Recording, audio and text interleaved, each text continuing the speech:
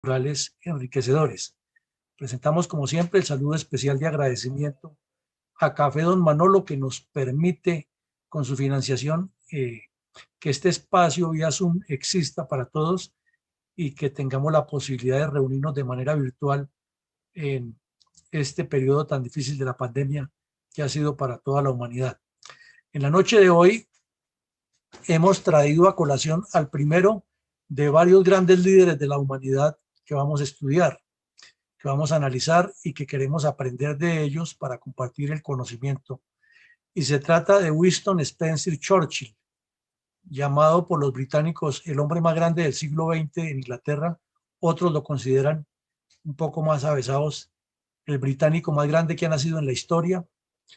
Y necesariamente quien quiera participar en una actividad política en cualquier parte del mundo de la posguerra, es decir, posterior a la Segunda Guerra Mundial, necesariamente tiene que conocer, estudiar y analizar a este personaje, porque es de esos seres humanos que se dan únicos en el planeta. Algunos lo llamarían iluminados, otros ya en forma más esotérica lo llaman seres de luz, otros dicen que son hombres que vinieron con una misión específica a la Tierra, como lo queramos enfocar.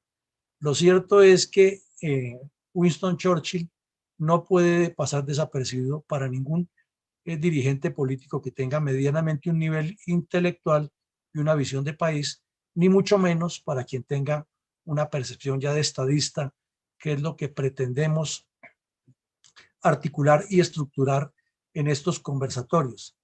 Y lo decimos porque es que es un hombre que vivió 90 años de su existencia intensamente, y los vivió intensamente siendo parte activa de la política interior y exterior del Reino Unido, que en ese momento tuvo una transición impresionante de la era victoriana a otra era en la cual perdió muchas de sus colonias, pero también fue triunfador en dos guerras mundiales, y de una u otra manera, tanto en la Primera como en la Segunda Guerra Mundial, este hombre tuvo que ver allá en decisiones que son trascendentales, que tienen críticos y tienen también muchos conceptos favorables, pero pues esa es la vida del ser humano, nadie es perfecto, ni más faltaba, perfecto mi Dios, y como ser humano nos demostró que por encima está ese amor por su patria, por su bandera,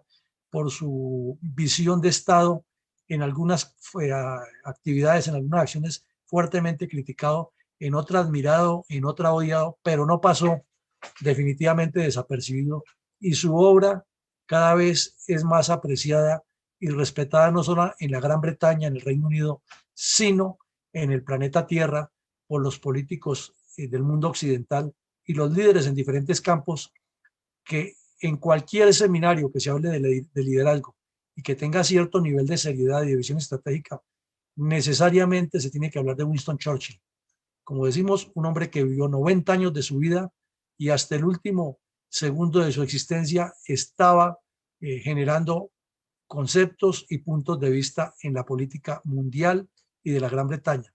Así es de que preparémonos para mirar, lástima, en una forma muy breve pero muy concreta, lo que fue la astronómica vida de este hombre que marcó el destino del mundo después de la Segunda Guerra Mundial, y que siempre tuvo la visión de advertir lo que sucedía, porque fue ante todo eso un visionario, y por ser un hombre visionario con más luz sobre el espectro que tenía al frente, pues no siempre fue comprendido y fue criticado ya por sus actitudes personales, como suele suceder con los grandes hombres. Como no encuentran, con los grandes seres humanos, no solamente hombres, mujeres también, como no encuentran la forma de rebatirlos intelectualmente, ideológicamente, en esa visión que tienen del mundo, entonces lo más fácil es desprestigiarlos por su manera de vestir, por su apariencia física, porque dijo o no dijo, pero no se detienen a mirar es que cada frase o cada acción de un hombre de estos son las que le han dado el curso a la humanidad. Infortunadamente, así somos los seres humanos. Bueno, entonces comencemos a entrar en materia ya para entender mejor quién era Winston Churchill. Hemos dicho aquí y lo repetimos mucho porque esta es una frase que queremos que se nos grabe a todos los asistentes a todos estos seminarios, como decía Mao Zedong, es que la política es como la guerra, pero sin sangre. Me quedo ahí al contrario. La política es como la guerra, pero sin sangre. Y la guerra es como la política, pero con sangre. Ahí quedó invertido los dos. Es al contrario como debía decirse ahí. Pero bueno, esa es una frase de Mao Zedong que nos dice que en la política y en la guerra hay que tener táctica y estrategia. Y este señor sí que la tuvo.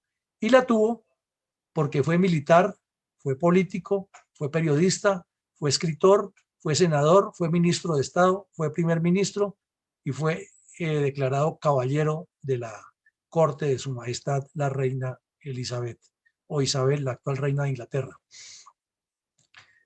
Fue condecorado por todos los países del mundo donde estuvo, recibió el premio Nobel de Literatura porque era un gran escritor, un hombre de una capacidad literaria impresionante, además de que escribía una maravilla con una habilidad muy especial para manejar las figuras literarias y para describir lo que se vivía.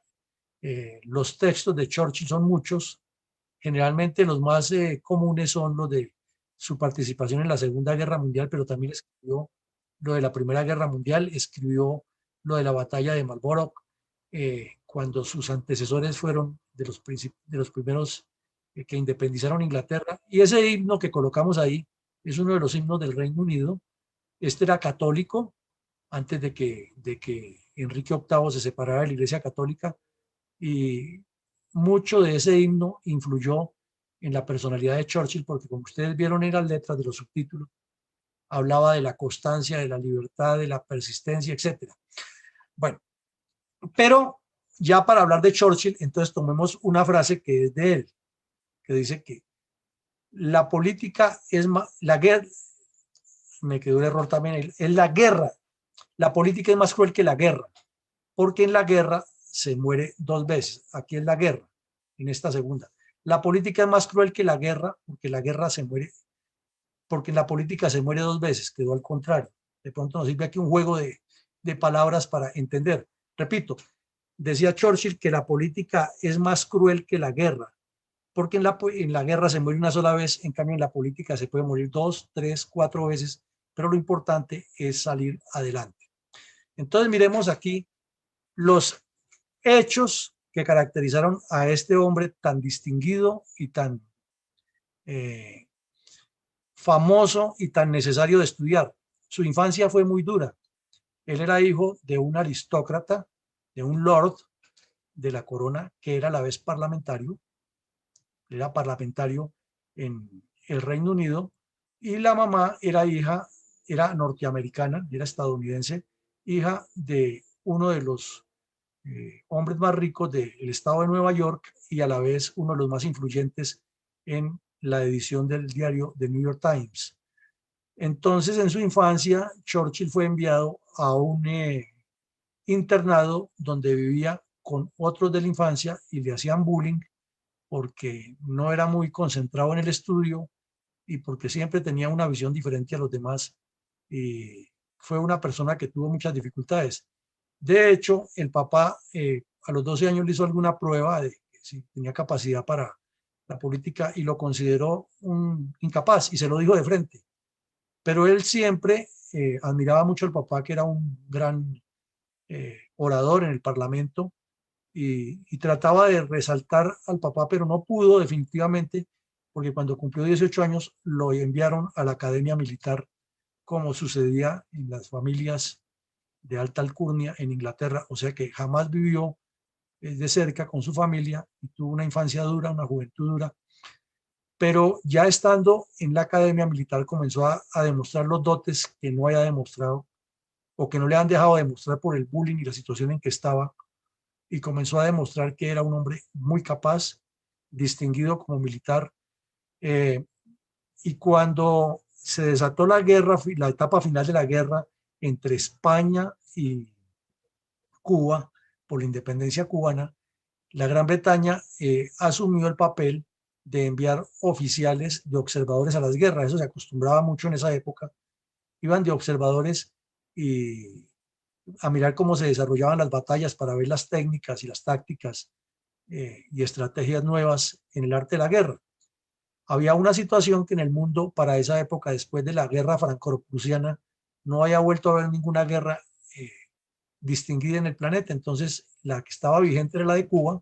Él viajó allá, estuvo en Cuba, estuvo observando, pero como era un hombre intrépido, inquieto, no se conformó con que ir a mirar el campo de batalla, sino que se metió al lado de las patrullas, porque prácticamente era una guerra de guerrillas de los españoles contra los cubanos, y se metió al frente de las patrullas para ir a mirar cómo era que realmente ocurría, y estuvo presente en varios combates. Luego regresó, y entonces ya en la India se desató un problema contra la corona británica, y él inmediatamente se ofreció voluntario para ir allá. Y se ofreció voluntario porque el papá había muerto, nunca lo pudo ver triunfar, pero él tenía ese deseo de triunfar. Y siempre le decía a sus compañeros que él estaba seguro que el destino de él era salvar algún día a Inglaterra. Lo tenía eso desde pequeño, en la mente tenía esa visión. Entonces, en India se destacó ya como teniente de caballería que era, eh, muy brillante, pero le gustaba escribir y comenzó a enviar los análisis al alto mando y algunos a la prensa, porque pues si era una familia pudiente y una familia importante, tenía los contactos suficientes para que le publicaran. Eso le generó los problemas del mundo, porque los generales de la época decían, el niño que vino a enseñar a los generales a pensar de táctica y estrategia y de política. Él planteaba lo que veía, seguramente no estaba tan acertado, pero lo planteaba, y de otras cosas sí, porque era un visionario.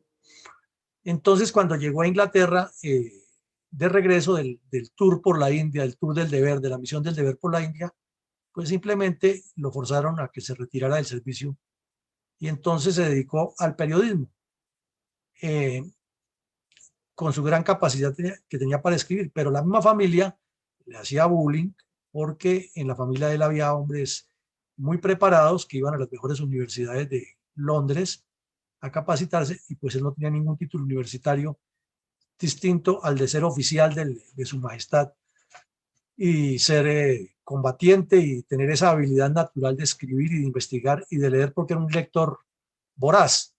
Entonces, como ya había escrito unas crónicas interesantes sobre la India, uno de los periódicos más importantes de Inglaterra lo envió a que fuera a cubrir la guerra de los Boers. Para los que no están familiarizados con la guerra de los Boers, es una guerra que ocurre a principios del siglo XX en Sudáfrica, en un enfrentamiento que hay entre los ingleses que ocupaban la corona, la región, y tenían unos intereses sobre el sector occidental de Sudáfrica, donde estaban los alemanes y donde estaban los holandeses, pero básicamente había más alemanes que holandeses. Sin embargo, había de ambos.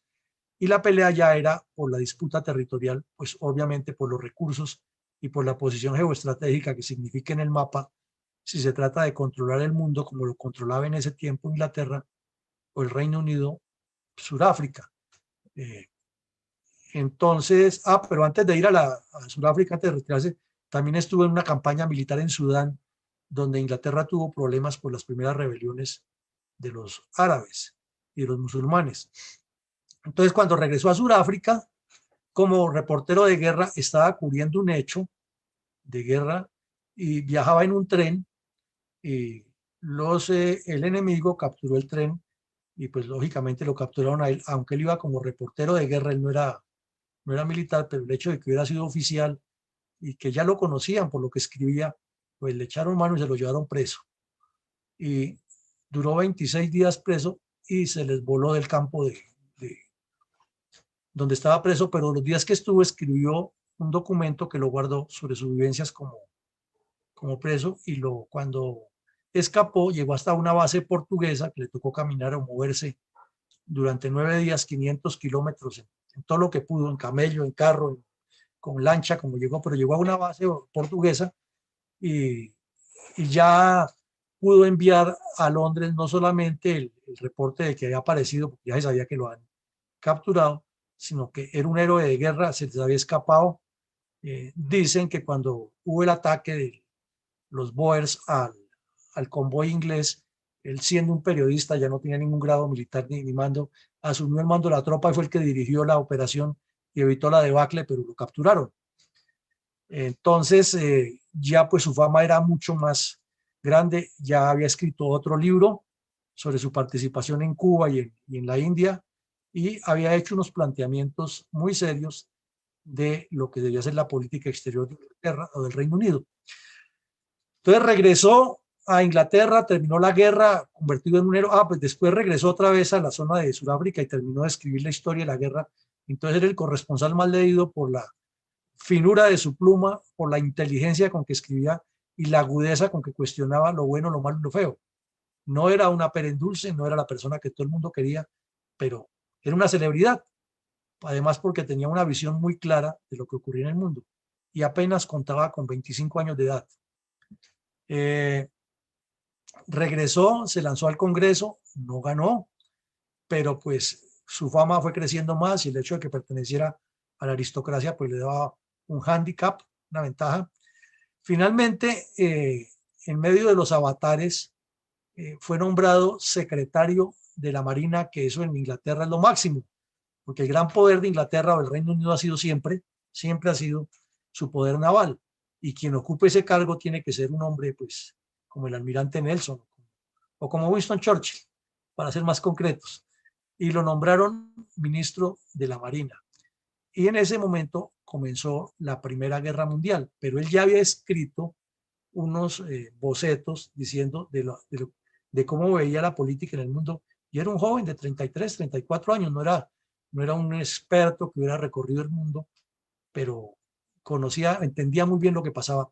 Entonces, siendo ministro de la Marina, había que tomar una decisión muy compleja, y era en la guerra, eh, en la parte de Turquía, una zona que llama Galípoli, que había que derrotar a los turcos para que Alemania, que en ese momento era el Kaiser, quedara sin ese enlace que tenía hacia el Medio Oriente, hacia el Lejano Oriente y hacia Europa. Era una decisión muy compleja, y Churchill tomó la decisión de combatir en Galípoli contra los turcos, y eso fue un fracaso.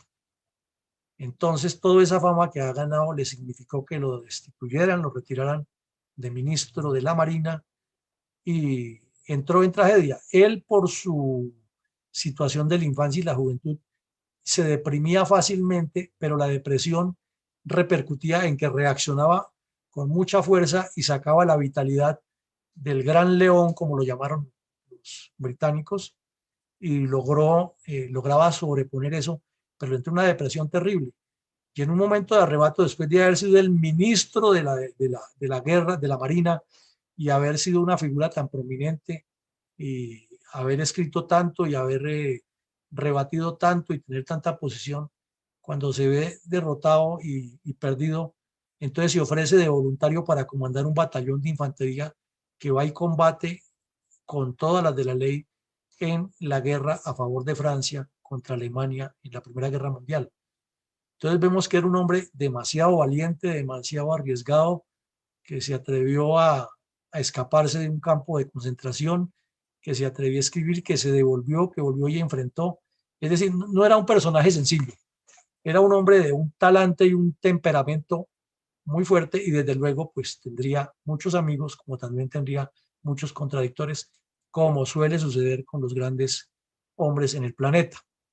Pero es que es la visión distinta que tienen los seres humanos que es lo que los hace diferentes y les hace ganar tantos amigos como odios. Bueno, entonces pasó la Primera Guerra Mundial. Él, aunque fue comandante allá, estaba de capa caída. Entonces tomó una decisión muy difícil en Inglaterra, pero demasiado difícil. Cambió de partido. Imagínense ustedes que un tipo que toda la vida haya dicho que es del partido conservador y lo más fuerte, y siendo tan conocido, diga al otro día, me paso para el Partido Liberal. Y se pasó y comenzó su nueva campaña como político, pero es que su luminosidad intelectual, su verbo encendido, su análisis agudo, su humor, que tenía un humor a veces ácido, a veces satírico, a veces crítico, y a veces humor del más fino, pues lo hacían una persona distinta. Era que era un ser humano distinto, no era normal. Entonces, vino ya el preludio de la Primera Guerra Mundial y vino en la época de la Gran Depresión y fue ministro de Hacienda y le fue como los perros en misa. Entonces, por eso él tenía la frase que la guerra, en la política es más dura que la guerra, porque en la política, en la guerra se muere una sola vez, en la política se puede morir 2, 3, 5 veces, pero lo importante es levantarse y avanzar nuevamente para no decaer y seguir. Y en esos periodos de derrotas que el presidente Nixon lo llamó en su fabuloso libro La Arena, las cimas y las cimas, o como dirían los españoles, las cimas y las cimas, o sea, la de arriba y la de abajo, en esas cimas la depresión le pegaba muy duro y él inclusive escribió en sus memorias muchas veces que lo afectaba el perro negro. Y en el final de sus años, en la época más difícil, la persona que mejor lo entendía era el mayordomo que tenía en la casa y la esposa que le conocía perfectamente, no era psicóloga, pero lo conocía perfectamente a Churchill y era la que le ayudaba a salir de las crisis, de las depresiones que le daban, pero cada vez que reaccionaba ese león salía más fuerte, a rugir más duro y con más visión porque era una mente muy brillante. Entonces la depresión le serviera como un reto para superar el trauma y salir con más vitalidad y más vehemencia a cumplir lo que quería. Entonces, en el año 30, después de la gran crisis, están de primeros ministros, primero Baldwin y después Chamberlain. Baldwin y Chamberlain tienen una línea más o menos parecida.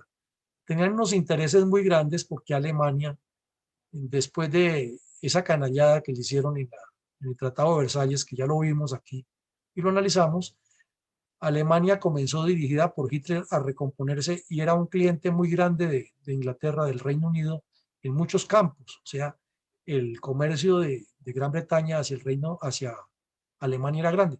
Pero en la medida que el nazismo fue creciendo, solamente este hombre veía el riesgo que había sobre Inglaterra. Los demás no lo veían y él era muy duro para criticarlos y les decía palabras fuertes, pero eso lo hacía ver ante los ojos de los demás, era como si fuera un resentimiento de él o como si fuera una forma inadecuada de decir las cosas, pero él estaba seguro de lo que estaba diciendo y como lo estaba diciendo.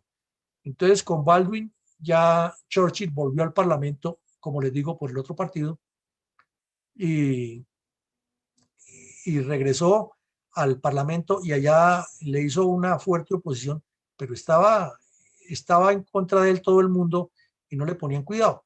Entonces, Baldwin terminó su periodo, subió Chamberlain y Chamberlain fue hasta Alemania y firmó un acuerdo de comillas de paz con Hitler, que según el cual si le dejaban a Hitler ocupar a Checoslovaquia, no había problema y aquí todo bien y somos amigos y no me voy a meter con Inglaterra.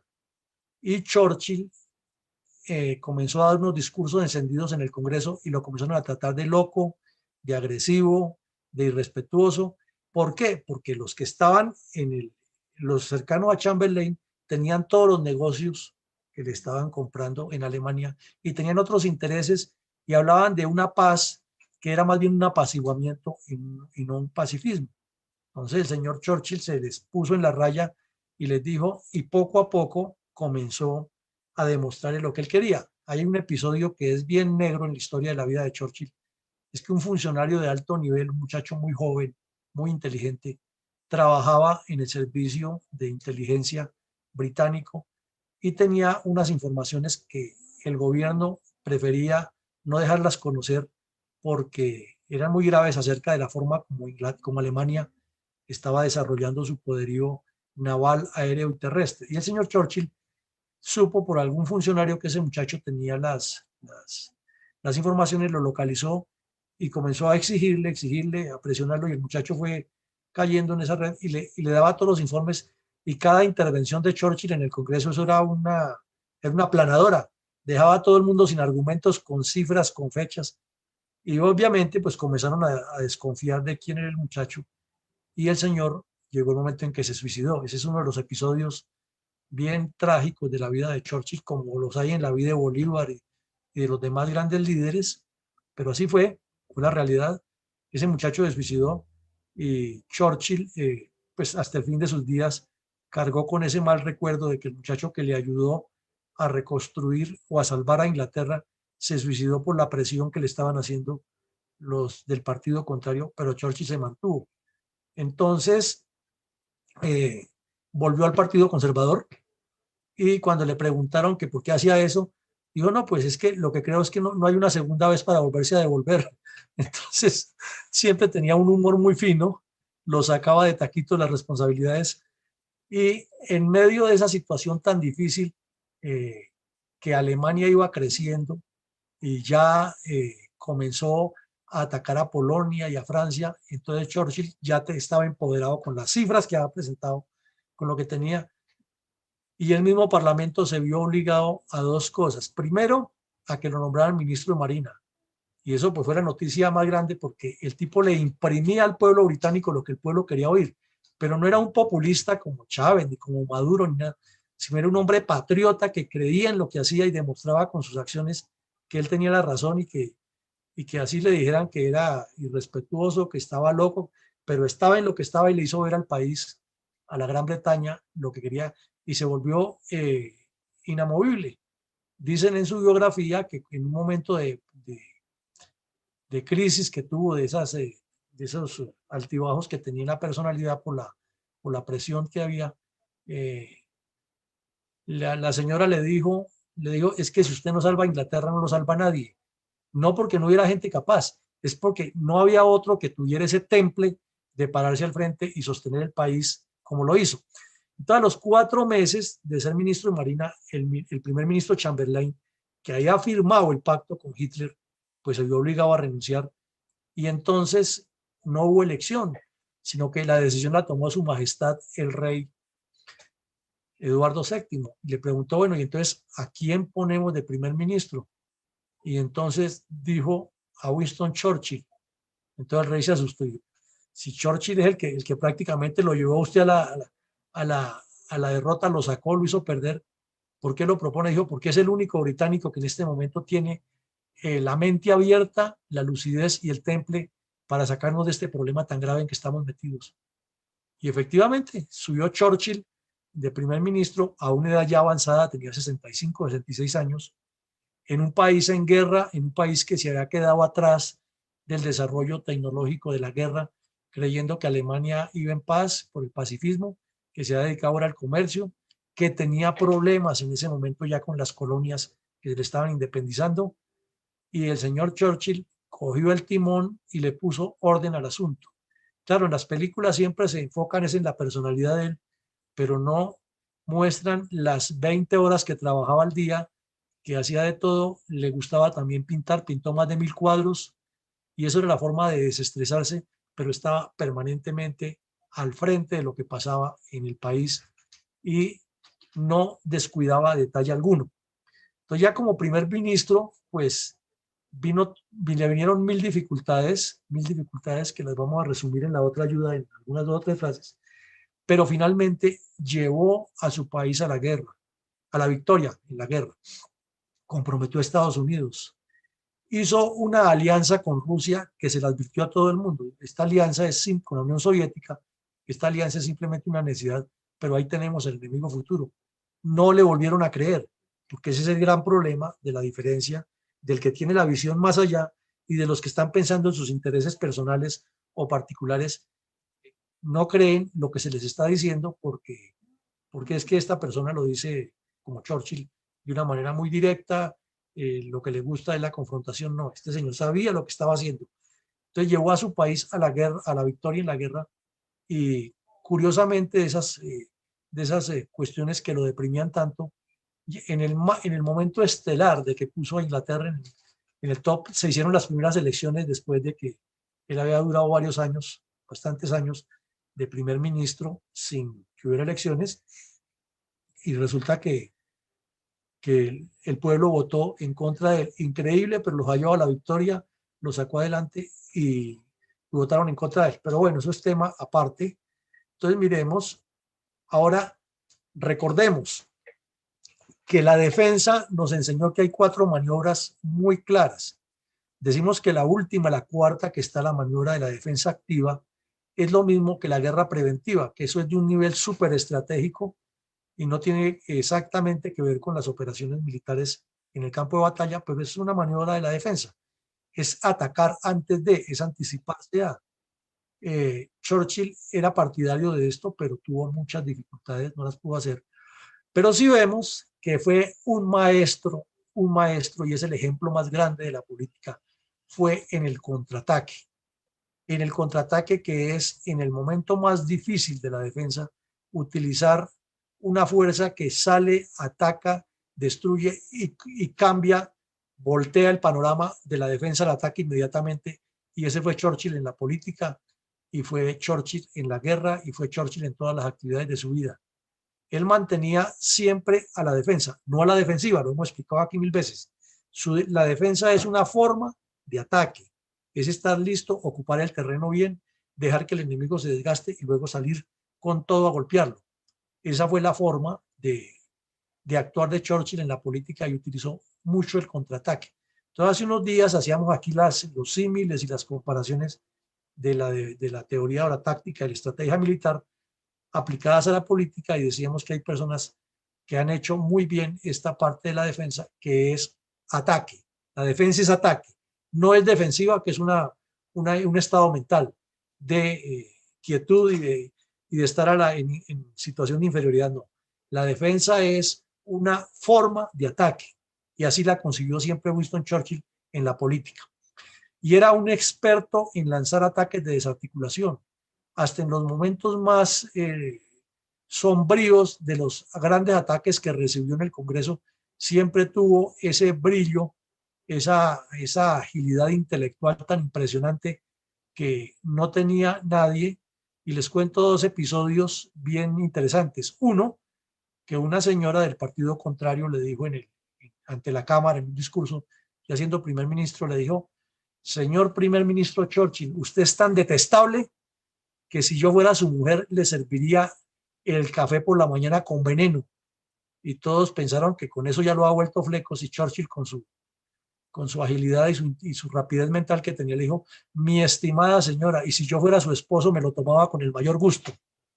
Ese era Churchill, era ese tipo de ese brillo intelectual que, que con una respuesta de esas no solo desarmaba, sino que pasaba inmediatamente al ataque y quedaba dueño de la situación. Dicen los biógrafos de Churchill que ya teniendo 89 años le hicieron algún homenaje en la casa, y salió a Churchill ya un poco afectado por la salud, y había un periodista que no lo quería, que no le quería, y le dijo: señor Churchill, ¿será que usted si llega al próximo cumpleaños, como diciéndole usted se va a morir? Y le dijo Churchill: sí, yo estoy seguro que llego al próximo cumpleaños y va a venir mucha gente. En cambio, no sé si usted esté seguro que al próximo cumpleaños suyo vaya mucha gente. Ese era un tipo de 90 años y con esa agilidad mental tan impresionante. Y en todas partes hacía eso. Les cuento una tercera.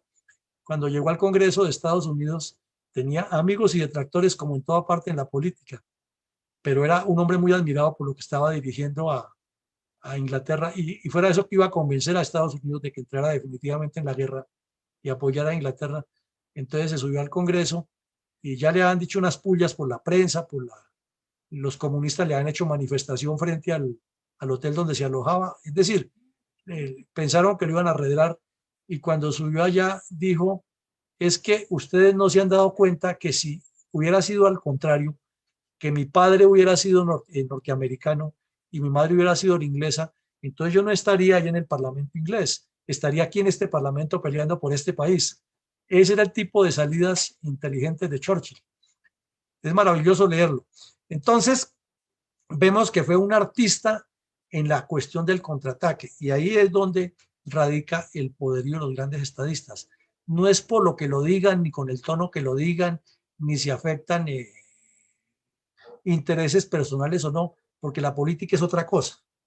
Es la forma en que se maneja la defensa y el ataque en términos de táctica militar o estrategia militar aplicados a la guerra, y en eso hay personajes como Churchill, como De Gaulle, como Nixon, que hay que aprenderles porque la vida nunca les tocó fácil y los espacios en que se desarrollaron no son fáciles, y así es la política.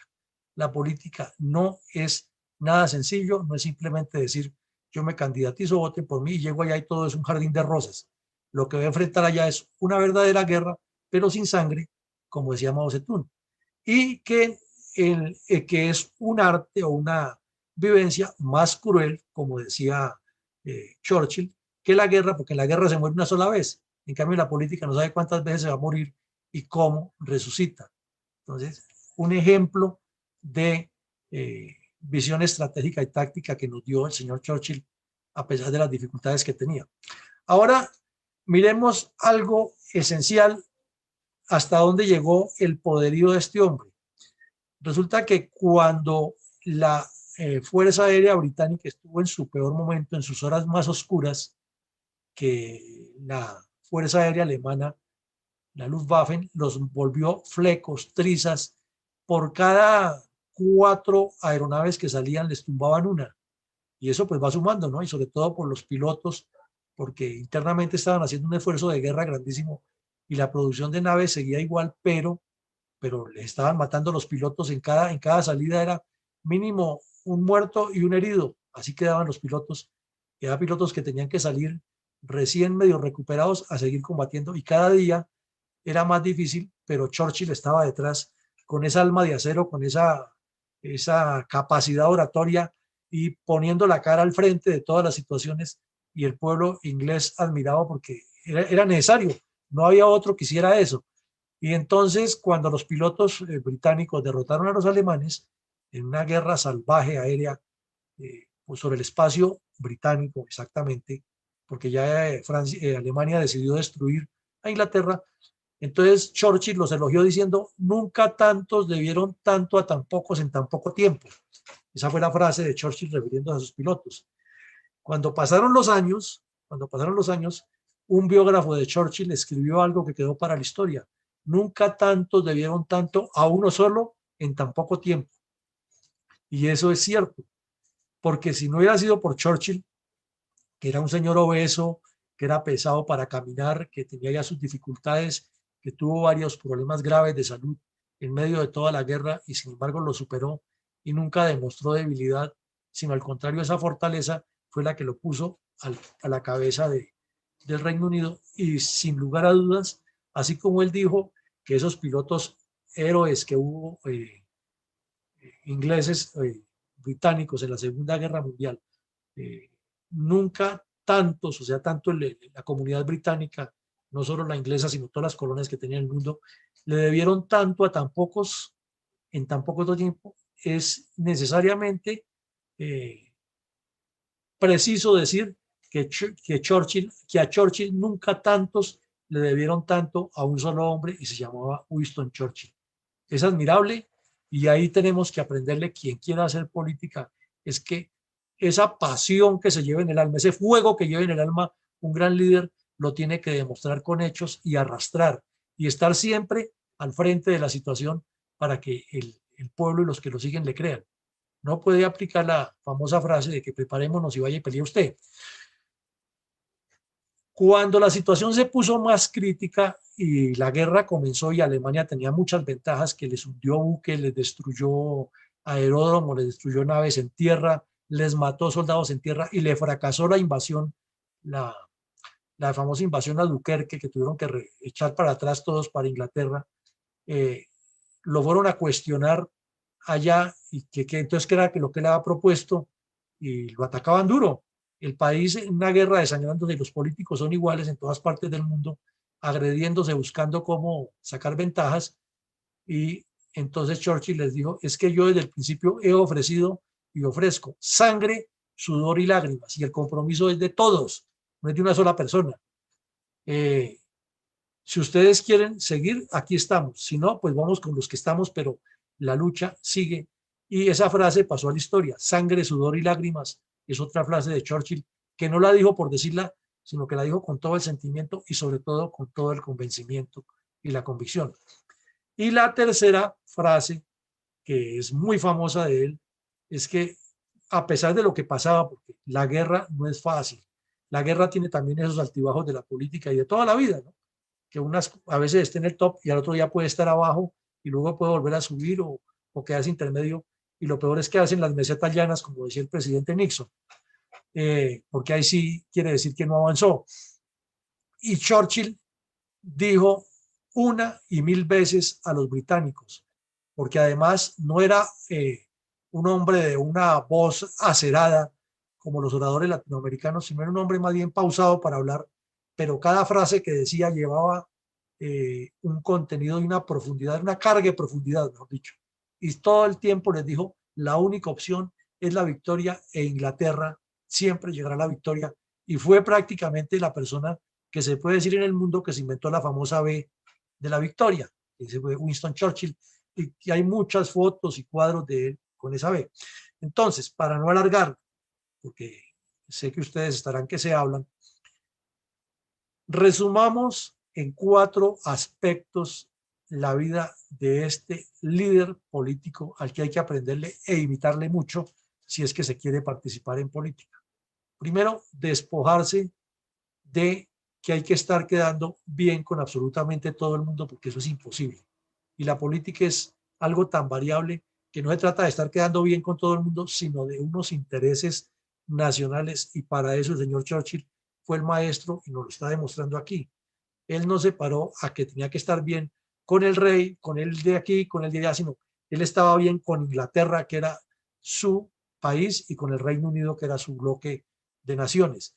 Y lo demostró con un tesón fuera de serie, porque una persona que es ministro de Estado del ministerio más importante y que está a puertas de que en una crisis lo puedan nombrar de primer ministro, o sea, presidente, el equivalente, a pesar de lo que pasó en la guerra, y se vea derrotado y dice, yo renuncio a todo eso y me bajo al grado de teniente coronel y voy y comando un batallón y enfrento y ataco y guerreo al mismo nivel que mis soldados.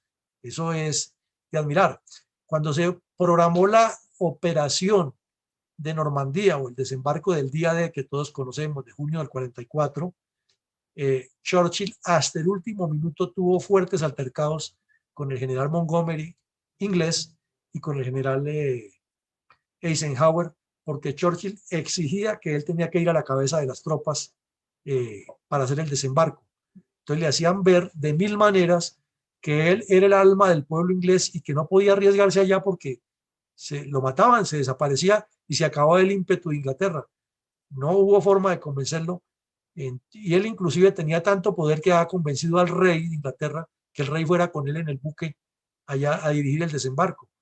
Entonces tuvieron que hacerle una jugadita, como dijo Macías, por medio de la esposa de Churchill, sí, que llamó al rey y le dijo, le contó lo que pasaba, y entonces el rey vino y convenció a Churchill que, que no fuera, que él tampoco iba a ir, porque ya el rey estaba convencido que tenía que ir a la cabeza y lo convencieron de que no lo hiciera y fue bien hecha esa decisión, fue bien tomada, porque donde hubiera muerto Churchill, pues Inglaterra seguramente ha perdido todo ese ímpetu y hubiera sido una tragedia nacional.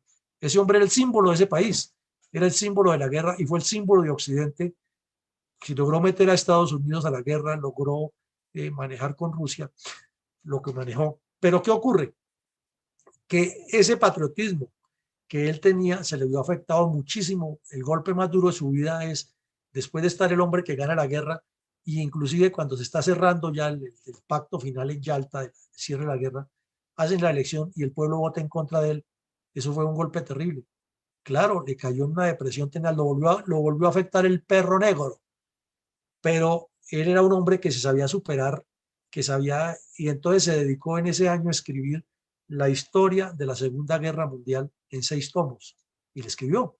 Hay otros que ahora la publican en 4, en 3, pero originalmente fue en 6 tomos, y escribió toda su experiencia de la Segunda Guerra Mundial en 6 tomos.